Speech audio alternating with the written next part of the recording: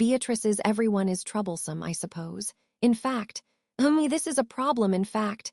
You're right. What should we do about this? The two people standing together, arms crossed while tilting their head, racked their heads over the same problem. One was a beautiful girl, with long, grown silver hair and amethyst eyes. The other, a girl with cream-colored hair that was extravagantly rolled up, and eyes with an inlaid characteristic pattern. These girls, whose names were Emilia and Beatrice respectively, were puzzling their heads like a pair of sisters. Although, their opinion over who was the older sister would probably differ between the two. The place these two were in was a blank room. It could really only be called that, this strange place. From floor to wall to roof, all of those were entirely lost in the pure white of this space. Messing up one's sense of perspective, whether this place was wide or tight, or even what was up and down or left and right, was vague. If a single thing was to be out of place in this space, it would be that. There's a bunch of those stone slabs, isn't there? Grumbling so, Emilia looked at the floating stone slab in front of her. There were several of these floating in this white space, giving a strange sense of intimidation. Poke! Ah, hey, Emilia, what are you doing, I suppose? On one of those stone slabs, Emilia casually placed her finger. Then, witnessing that, Beatrice widened her eyes, and then began to huff in anger. She drew closer to Emilia, who was substantially taller than herself, and reproached her rashness. However, it was too late. From the stone slab Emilia had touched, shot out a white light which completely covered their field of view. Then, the next moment, the several stone slabs scattered about the white space disappeared, and only a single stone slab remained. Seems like it didn't work. Don't give me that, in fact. Just why do you have to be so reckless, I suppose? Seriously unbelievable, in fact. I'm sorry, I guess. But look, you can try it again as much as you want. While apologizing to the red-faced, angry Beatrice, Emilia lightly turned to the stone slab. Towards this now single stone slab, Emilia extended her hand and touched it. Touch the brightest of the hero destroyed by Shala. Instantly, that voice rang out, and a white light enveloped the space. Then, once more, just like before, many stone slabs filled the space. Look, see. Don't you look me, I suppose. I'm telling you to stop these careless actions, in fact. Raising her voice at the strangely proud-looking Emilia, who was looking over with one eye closed, Beatrice howled. Within the seemingly endless white space, Beatrice's sermon resonated endlessly. Looky here, One-san, did you get scolded by Beatrice-chan Agoin? Seeing Emilia, who came trotting down the stairs, the braided girl at the bottom of the stairs, Meili, covered her mouth as she snickered. Ah, Meili, yeah, that's right, I'm super reflecting on it. It's natural that you do as much, I suppose. Geez, Emilia is definitely not thinking enough about just where we are right now, in fact. Huff huff, I suppose. Foo-foo, when I see you like thought, you look just like a pair of sisters looking at the huffy Beatrice, and at a now-dispirited Emilia, Meili made that type of teasing remark. Hearing that, shouting, "What?" In surprise, both Emilia and Beatrice reacted in completely opposite ways. Emilia's eyes shone, while Beatrice made a displeased face. Betty would be very troubled if she had such a laborious little sister. What?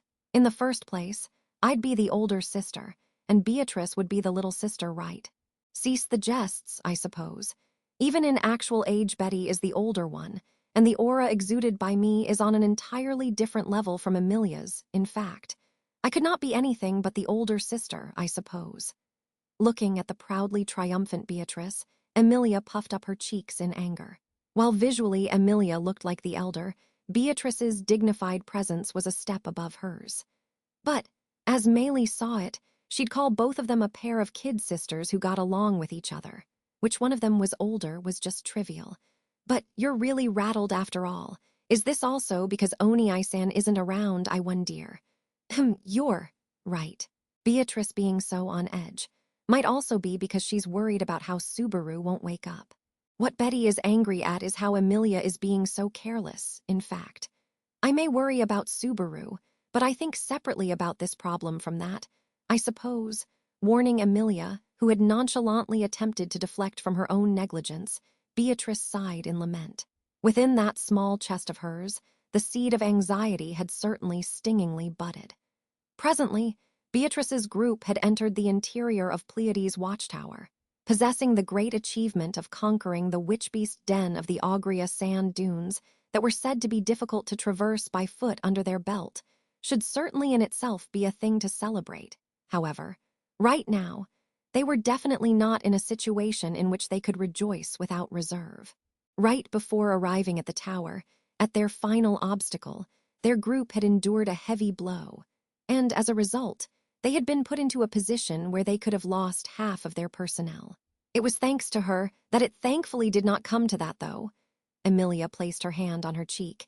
Hearing that murmur from her, Beatrice scowled. The subject that just entered the conversation was the single individual in this tower who was not part of Beatrice's group, a woman who had been in the tower prior to them.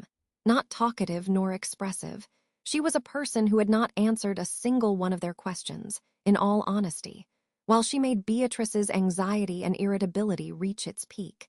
She did save Oni-san and the others, that naked lady. I understand Beatrice Jan's irritation, but it's true you knew. I understand that, in fact. That's why I didn't set anything up, I suppose, her anxious inner thoughts being guessed by Meili. Beatrice puckered her lips. After that, Beatrice took a deep breath and set to change her mood. We're not gonna make any progress just staying here, in fact. I'll go see how Subaru is doing, I suppose. Then I'll go too. I'm worried about Ram too. What about you, Meili? With Beatrice suddenly standing up, Emilia also proposed going together. At Emilia's question, Meili tilted her head thinking as she said, "Wheel. That strange mechanism at the top of these stairs, you still haven't solved it right.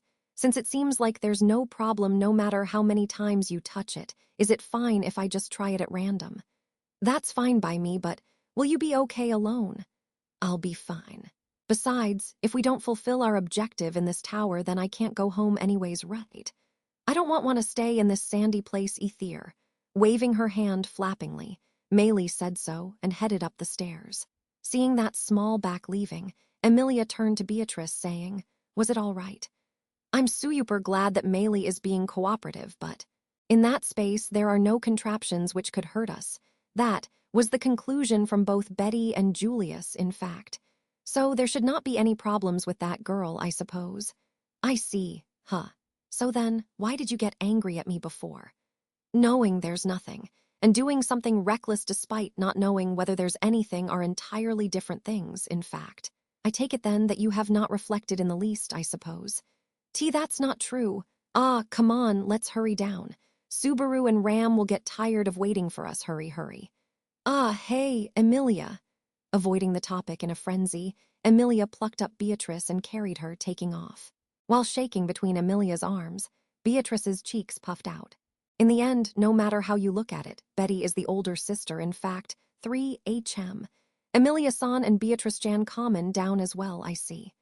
Anastasia-san. And Julius, too, down a long and big set of spiral stairs. Emilia, still carrying Beatrice, made her way. On the bottom floor, she noticed the figures of Anastasia waving at her and Julius. Without stopping, "I," declared Emilia, jumping down the remaining set of spiral stairs. Being wrapped in that forceful wind, she had taken a shortcut of nearly 10 meters. "Yosho, Sieg, quite the dangerous land in there. I'd reckon that'd be way too scary for me to try." "You're wasting your breath telling her that, I suppose. Emilia doesn't have a single thing she fears, in fact. HMPH, that's not true. Even I have some things I'm scared of. Like, ooh, yeah. I'm thinking right now, wait a sec, in order to recall the object of her own fear." Emilia began to hum in thought. Giving up on that pointless trial and error, Beatrice squeezed out of her arms, springing onto the ground of the bottom floor, and looked at the dragon carriage, that which their group had come riding in.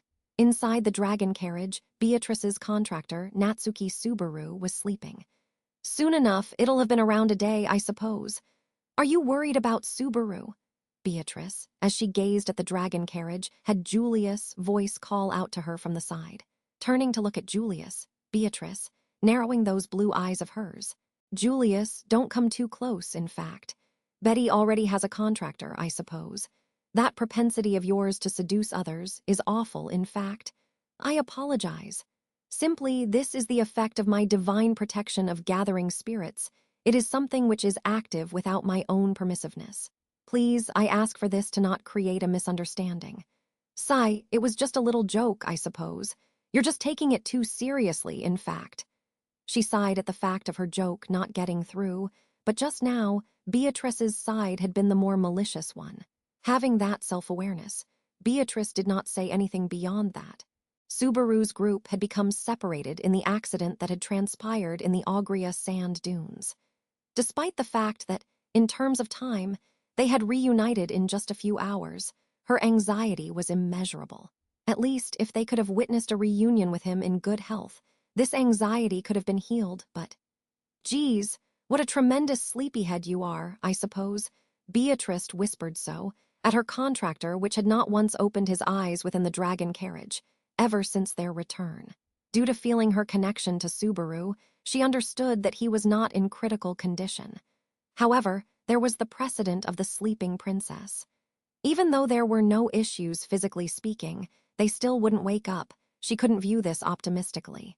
Thus, seems like Beatrice Jan's deep in her worries. How are ya, Emilia-san? Me? Of course, I'm also worried about Subaru, but from what I heard from Anastasia-san, he was working super hard underground. Subaru is fine, I'm sure. What kind of faith is that? What kind? Subaru's my knight, so isn't it obvious I'd believe in him? Confused, in that manner Emilia tilted her head, at which Anastasia gave a dry laugh. That understated trust was also something Subaru struggled to no end to gain. And so, as everyone present talked with one another, hic! Suddenly, from the dragon carriage in front of them, sounds could be heard. Beatrice and the others were surprised by that, and in the next moment, the doors of the dragon carriage opened, and out tumbled a figure from the inside. It fell onto the floor of the bottom floor, and with a shocked expression, its movement stopped. Ram, thank goodness you're awake. Emilia-sama. Ram, who had tumbled out of the dragon carriage, looked at the approaching Emilia with trembling lips. While Ram had always given a strong impression of being firm and inexpressive, only in this moment did her perturbation peek out. However, not long after making a surprised face, Ram, Emilia-sama, that you are safe is above all. However, is Rem together with you? Yes, she's fine, you can relax. Rem's having a rest in a safe place right now. Is that so? Her body loosening in relief, Ram lightly relaxed her lips. Gently embracing Ram, Emilia softly pats her back. Seeing that, Beatrice and the others felt peace of mind for the time being. It seems there are no particular issues with Madame Ram. She was simply greatly exhausted in the first place, in fact. There shouldn't be any issues after waking up, I suppose. You say that, but Beatrice Jan's also got a relieved face, ain't cha? Annoying, in fact, glaring at Anastasia holding back a chuckle, Beatrice shrugged her small shoulders. With those relieved gazes directed at her, Ram stood up with a well then. It would seem we are in some odd circumstances. Would you allow me to hear in detail? Of course, but is your body all right? Yes, it is fine, since it would seem I slept for quite a long time. Yeah, that's right. Since Subaru was hugging you tightly. Wait a moment at Emilia's innocent remark, Ram said that with cheeks stiffened. Emilia tilted her head saying, at those words. About what transpired in the dragon carriage. Ah, yeah, it was such a surprise, you know. When you reunited with us having been separated, Subaru's arm was already tight around you. Ram must have been considerably worried. Huh. Ram, what's wrong? That way's the dragon carriage. With unsteady steps, Ram attempted to return to the dragon carriage. Then she drew her own wand from her breast pocket, and with a faint chant wind began wrapping around her. That was, I shall erase Barusu, and it will be like nothing happened. Wait, that's dangerous, Ram, calm down. Please do not stop me, Emilia-sama. Ram must wipe out this stain or else. Emilia, fretting at the attitude of the forceful Ram, grabbed her body and held her back by the shoulders. Ram, who despite that would not halt, caused Julius to fret and move to stop her as well.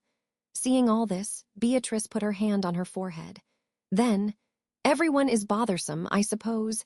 If you don't hurry and wake up Subaru, it'll be trouble, in fact. Thus, she whispered so, while feeling worn out from the absence of their main pillar. Continued.